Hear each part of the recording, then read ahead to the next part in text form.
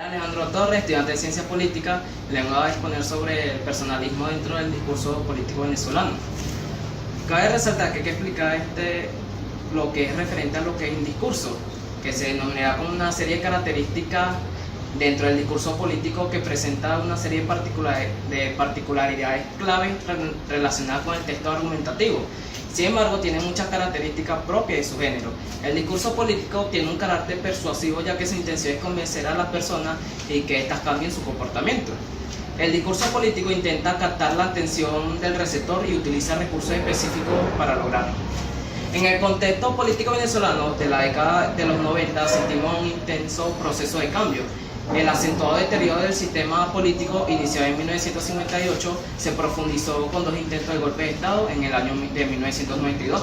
En este entorno se presagia el final del bipartidismo, que en los últimos 40 años del discurso de las elecciones del 98 acaparó toda la atención de lo que serían los electores.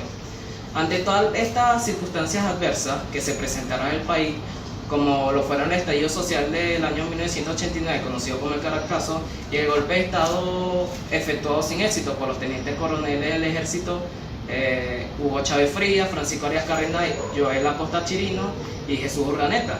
Ante todos estos acontecimientos le haría un cambio radical a lo que sería el discurso político en Venezuela. Desde que Hugo Chávez presentara su candidatura presidencial, cambiaría ese discurso conservador y que denotaba división de clases en el país, y lo llevaría a identificarse al mismo con el pueblo, convirtiéndose así como un representante de aquellos grupos que fueron excluidos.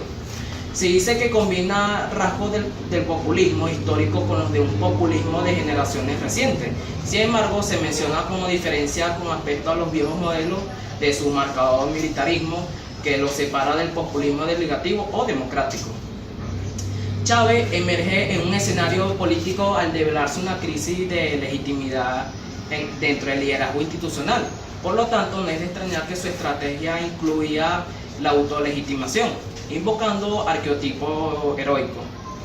La primera figura arquetipal dentro del discurso de Hugo Chávez sería Simón Bolívar.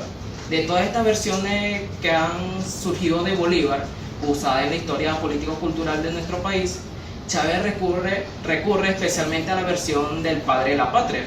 La autoridad bolivariana se convertiría en un recurso a la base a la hora de proclamar la necesidad de instruir lo que sería el Estado moral.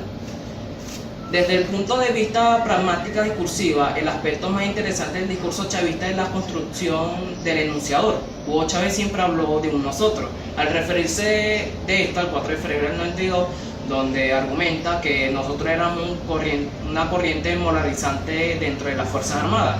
Al hablar del proceso electoral, ese nosotros dice que nosotros somos el futuro y ellos son el pasado, haciendo recalcar que se refiere a nosotros, a lo que es el movimiento Quinta República y Polo Patriótico, y dirigiéndose a ellos, a los dirigentes de AD y COPEI. Por supuesto que en su tópico principal también aparece la tercera persona plural.